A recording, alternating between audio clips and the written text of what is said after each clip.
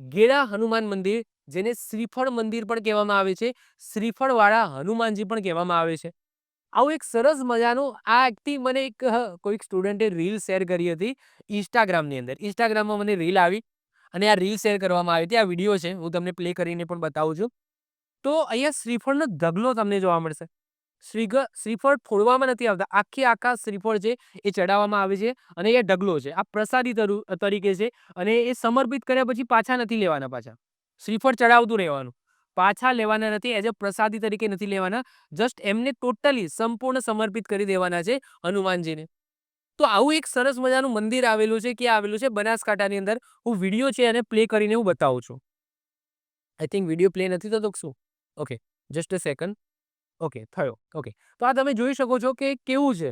આટલા બધા શ્રીફળ ચડાવવામાં આવે છે અને આ મંદિર છે. તમે મંદિર પણ જોઈ શકો છો. ઓકે, તો આવું સરસ મજાનું મંદિર આવેલું છે. ક્યાં આવેલું છે? બનાસકાંઠાની અંદર. આ મંદિરને કહેવામાં આવે છે ગેડા હનુમાન મંદિર, જેમને શ્રીફળવાળા હનુમાન કહેવામાં આવે છે. જો વાત કરીએ, આપણે સ્ટોરીની વાત કરીએ કે કેમ આવું છે, એના પાછળનું રીઝન શું છે.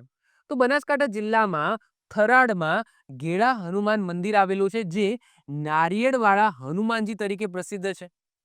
છેલ્લા ઘણા સમયથી ભક્તો દ્વારા કરવામાં આવતી આ પૂજા અને પ્રસાદના કારણે અહીં નારિયેળનો પહાડ ઊભો થઈ ગયો છે. જે મેં બતાવ્યું એમ, અહીં 1 કરોડથી પણ વધુ નારિયેળ જમા થયા છે. 1 કરોડથી વધારે નારિયેળ જમા થયા છે, જે એક ધાર્મિક રેકોર્ડ છે. આ ઢગલામાંથી કોઈ નારિયેળ ચોરી શકે નહીં પાછું.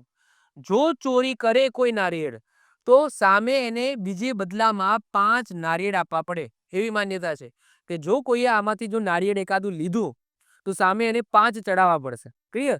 એવું કહેવામાં આવે છે. અહીં અહીંની જે પણ ઈચ્છા પૂછવામાં આવે તે પૂરી થાય છે. એવું માનવામાં પણ આવે છે કે કોઈ ઈચ્છા છે, કોઈ માનતા છે, તમે માનો છો આ મંદિરની અંદર, તો એ પૂરી થાય છે. અહીં નારિયેળના ઢગલો દિવસે ને દિવસે વધતો જાય છે, કારણ કે પ્રથા જ એવી છે કે ભાઈ નારિયેળ પૂરેપૂરું ચડાવી દેવાનું, તોડવાનું પણ નહીં, આખે આખું ચડાવી દેવાનું, પાછું લેવાનું પણ નહીં, એઝ અ પ્રસાદી તરીકે પણ નહીં લેવાનું, ટોટલી સમર્પિત કરી દેવાનું. તો દિવસે ને દિવસે અહીંયા નારિયેળનો ઢગલો વધતો જાય છે.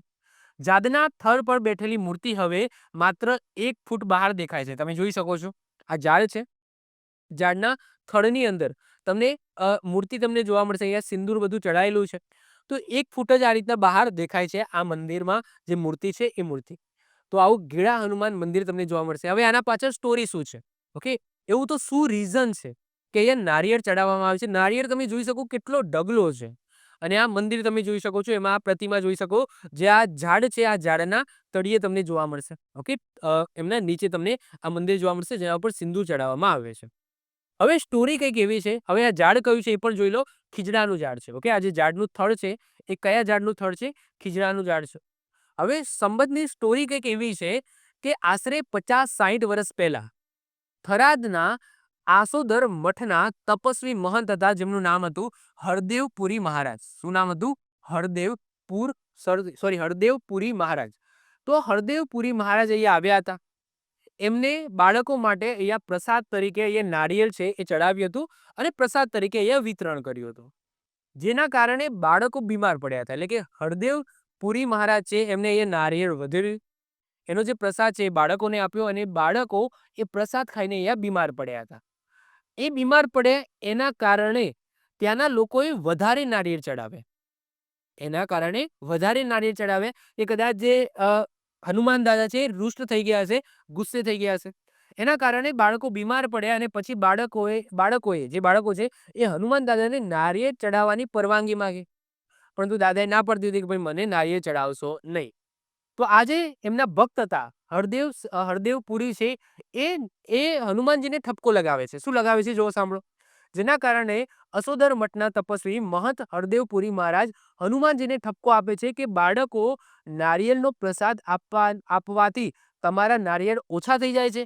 મતલબ કે મેં મારું નારિયેળ છે તમને વધેર્યું અને એમાંથી થોડું નારિયેળ બાળકોને આપ્યું, તો એમાંથી તમારા નારિયેળ ઓછા થઈ જાય છે. અને એ દિવસથી એક એક પ્રથા પડી ગઈ કે નારિયેળ છે એ ચડાવી દીધું, એના પછી લેવું નહીં. તો એ દિવસથી અહીંયા કોઈ નારિયેળ તોડતું નથી. દાયકાઓ વીતી ગઈ. દાયકાઓ ધેટ્સ મીન્સ કે સમય ઘણો બધો વીતી ગયો. સંજોગો બદલાઈ ગયા, પરંતુ એ જે નારિયેળનો ઢગલો છે એ વધતો ગયો અને આ જે પ્રથા છે એ ચાલતી આવી છે. ક્લિયર? તો આવું સરસ મજાનું એક મંદિર તમને જોવા મળશે. નામ છે ગેડા હનુમાન મંદિર. શ્રીફળ મંદિર તરીકે પણ ઓળખાય છે. આવી જ રીતના ઓછા સમયની અંદર મહત્વપૂર્ણ નોલેજ મેળવવા માટે અને મને સપોર્ટ કરવા માટે આજે જ આપણી યુટ્યુબ ચેનલ ટીચિંગ કિશન ક્લિપને સબસ્ક્રાઇબ કરો.